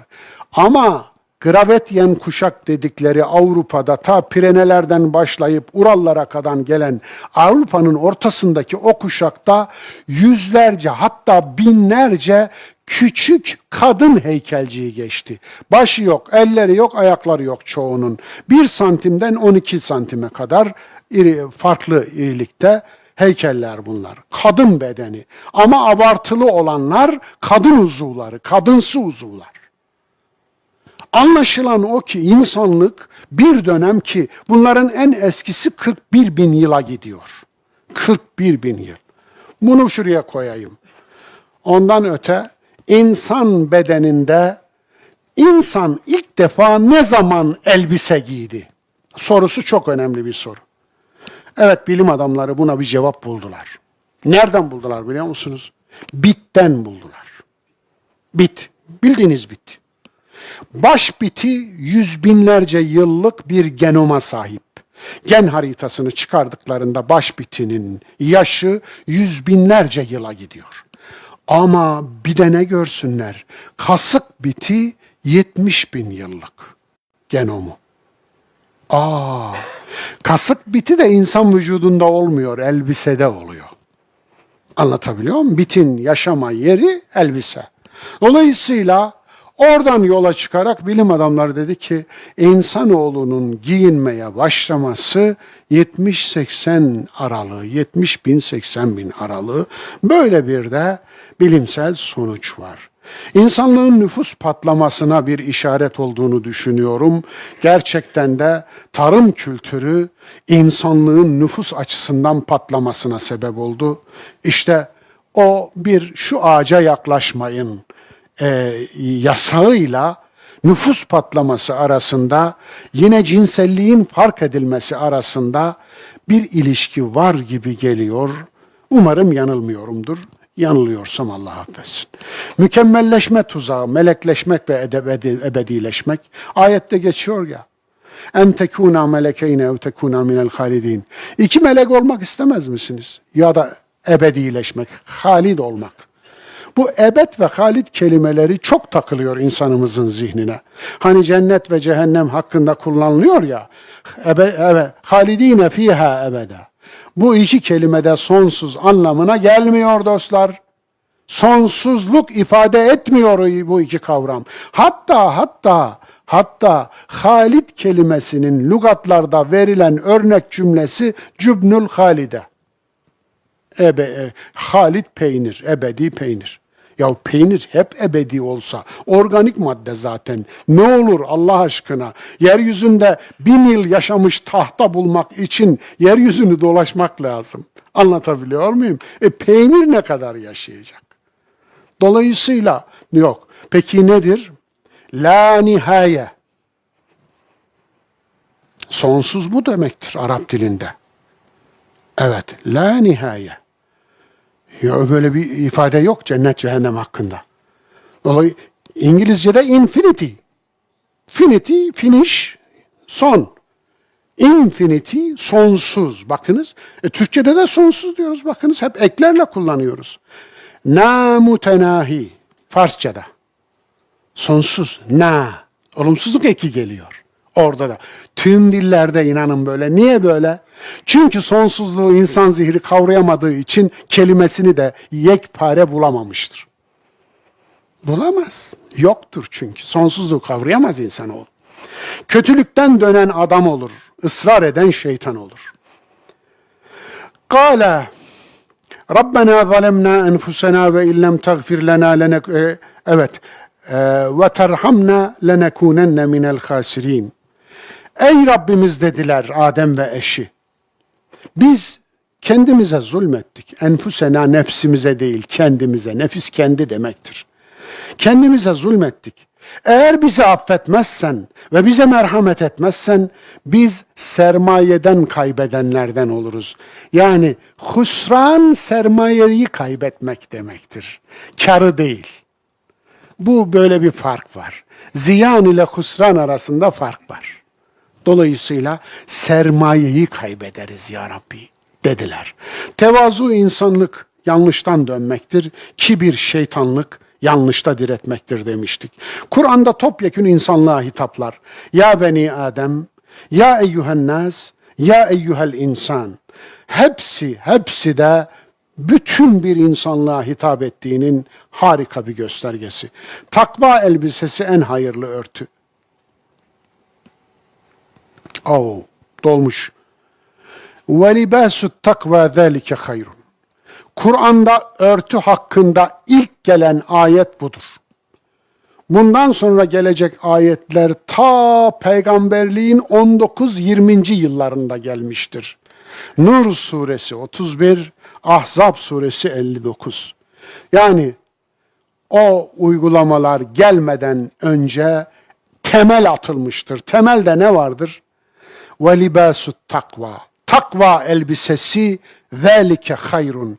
İşte en hayırlı olan elbise bu elbisedir. Örtünmenin ruhu Araf 26'dır. Kibir elbisesi örtüsü bir yanda, takva elbisesi örtüsü öbür yanda. Kibir ilahiyatı, takva ilahiyatı dediğimi hatırlayın. Dini bir uygulama iki şeyden birini artırır. Ya sorumluluk bilincini ya da kibrini. Ya seni beni diğerlerinden üstünüm diyen şeytana döndürür ya da tövbekar Adem eder. Yiyip için ama israf etmeyin. Ve kulu veşrabu ve la tusrifu innehu la yuhibbul musrifin. Yiyin, için fakat israf etmeyin. İsrafın sosyopsikolojik bir tahlili yapılabilir. O da aşağılık kompleksine dayanır. İsraf eden toplumlara, israf eden kişilere bakın, aşağılık kompleksi içindeler. Yani ömür boyu sanırım aç kalmışlar, yokluk içinde kalmışlar, bulunca da israf ediyorlar. Dolayısıyla bu bir lümpenliktir, aşağılık kompleksidir. Millet hazinesinden müsriflik itibar değil, irtikaptır. Zaten demişim, demek ki efendim yani benden önce hareket etmişsiniz. Allah'ın yarattığı güzellikleri kimmiş haram kılan diyen 32. ayetle sanırım son vereceğiz. قُلْ مَنْ حَرَّمَ زِينَةَ اللّٰهِ الَّتِي أَخْرَجَ لِعِبَادِ وَالطَّيِّبَاتِ مِنَ الرِّزْقِ. Evet. De ki, Allah'ın size süs olarak yarattığı ve rızıklardan güzel olanları size haram kılacak olan kimmiş? Şunu söyleyin bakalım. Dinde asıl olan helalliktir, haramlık değil. Haramlık istisnadır. Asıl olan helalliktir. Bir şeyin helal olduğuna delil aranmaz. Haramlığına delil yoksa helaldir. Bitti. Bu niye böyledir? Ruhbanlara ekmek çıkmasın diye. Birileri sahte haramlarla sizi soymasın diye. Yahudiler öyle olmuş. Haramı çiğnemek günah, haram koymak şirktir. Anladınız mı bunu? Efendim? Haram nedir biliyor musunuz? Enflasyon haramdır, enflasyon ribadır. Haram odur. Tamam mı? Evet. Sözün özü. Adem şeytan anlatısı iyiler ile kötüler arasındaki farkı fark ettirir. Evet, Adem şeytan anlatısı iyiler ile kötüler arasındaki farkı fark ettirir. Adem kusurunu bilen iyidir, şeytan kendisini üstün gören kibirli kötüdür. Cennetiniz de cehenneminiz de ellerimizle inşa ettiklerimizdir. Kur'an dengeli ve ölçülü olmaya davet eder. Kur'an her tür aşırılıktan sakındırır. Her tür aşırılık Kur'an'a göre israftır. Özün sözünde söyleyeyim mi? Allah ile aldatanların sermayesi dindir. Sermayesi din olanın rehberi şeytandır. Rehberi Kur'an olan ne Allah ile aldatır ne de aldanır. Biri Allah ile aldatıyor ve aldanıyorsa Allah ondan beridir. Bir tane video dinledim. Dün önüme çıktı. İyi ki çıktı. Bir ilahiyatçı. Çok eskiden tanırım. Ama başına iş geldi. Başına kendi başına değil, içinde bulunduğu yapının da başına iş geldi. Ve o yapı Türkiye'de efendim şu anda şeytanlaştırılmış bulunuyor. Elbette efendim ben de o yapının hedefinde olmuş bir insanım. Yani isim vermiyorum burada. Yani birilerine kininizi artırınca ne benim ne sizin bir şeyiniz artmıyor. Aksine kininizden bakınca o konuda selim düşünemez oluyoruz. Onun için bir yerlere has değil ki her kötülük herkes için eşittir bu anlamda. Evet, ne diyor? Şöyle diyor. Allah ile aldatmak ayeti وَلَا يَغُرَّنَّكُمْ بِاللّٰهِ الْغَرُورِ yeni yanlış anlaşılmış. Bu yanlış anlamayı başlatan rahmetli, Allah ona cennetinde ağırlasın, Yaşar Nuri Öztürk hocamızmış. Efendim, Allah ile aldatmanın anlamı eski alimler, mesela Taberi, mesela İbni Hişam, mesela efendim diğerleri, efendim Zemahşeri, şu bu efendim, böyle anlamamışlar.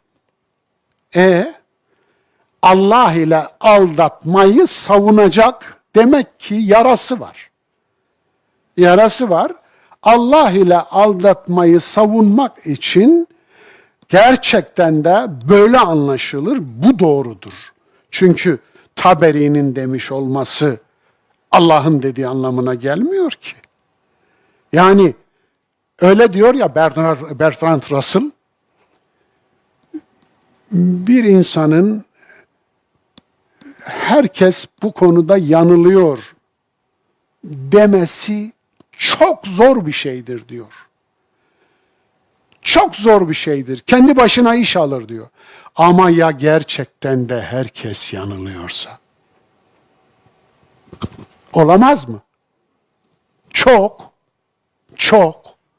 Dolayısıyla bu anlamda gerçekten ayetin anlamı budur. وَلَا يَغُرَّنَّكُمْ بِاللّٰهِ الْغَرُورِ sakın aldatıcı sizi. Orada neye götürüyor biliyor musun aldatıcı? Şeytandır diyor bu aldatıcı. Şeytan tanımını Yahudinin günah keçisine iman edersen eğer işte böyle olur. Böyle olur. Yahudinin günah keçisine şeytan diye iman etmişsin. Şimdi güya Yaşar Nuri'ye şarlıyorsun. Yaşar Nuri doğrusunu söylemiş.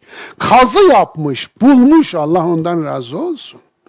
Onun için yani şeytan deyince günah keçisi, şimdi günahlarınızı okuyorsunuz. Şeyine de vururlarmış böyle kafasına, kafatasına. Böyle yani günahı okuduktan sonra kendisine kafasına da, kafasının içine mi giriyor vurunca, ne yapıyorlarsa bilmiyorum. Ondan sonra da yardan atıyorsunuz. Oh, siz sağ ben selamet. Pirupak oldunuz, cennetliksiniz. Hadi bitti. Evet. Biri Allah ile aldatıyor ve aldanıyorsa Allah ondan beridir. Değerli dostlar, efendim 2 tane şeyim var. Önümüzdeki ders iptal etmek zorunda kaldık. Bir yolculuğumuz var inşallah Mısır'a. Ondan dolayı önümüzdeki ders olmayacak. Bir sonraki ders devam edeceğiz.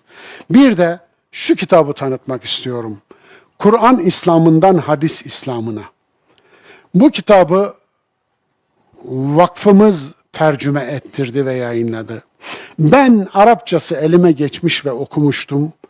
Okuyunca demiştim ki, Allah Allah, Müslüman dünyasının geçmişinde böyle bir kitap yazan çıkmadı ya.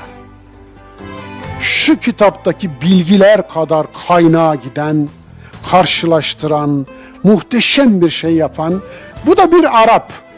Ama ailesi, atası, anası, babası Arap Hristiyan. George Tarabişi, Suriyeli bir Arap allame. Evet, efendim? Evet. Bu kitabın tercümesindeki sponsorumuz kim, dayımız kim biliyor musunuz? Evet, Hamdi Kalyoncu hocamız. Allah rahmet eylesin. Adam gibi bir adamdı biliyor musunuz? Benim dostum olurdu. Vallahi öylesi çok az bulunur. Onun için Allah ona da rahmet eylesin. Allah Tarabişi'ye de rahmet eylesin. Okuyunca ne dediğimi anlayacaksınız. Şöyle göstermesem iyi olurdu. Yani inşaat yapanlar duvara koymasın, tamam mı, tuğla diye. Ya şöyle göstereyim. Siz burayı görmemiş oldunuz. İnan okuyun, bana dua edeceksiniz. Allah'a emanet olun. Hoşça kalın.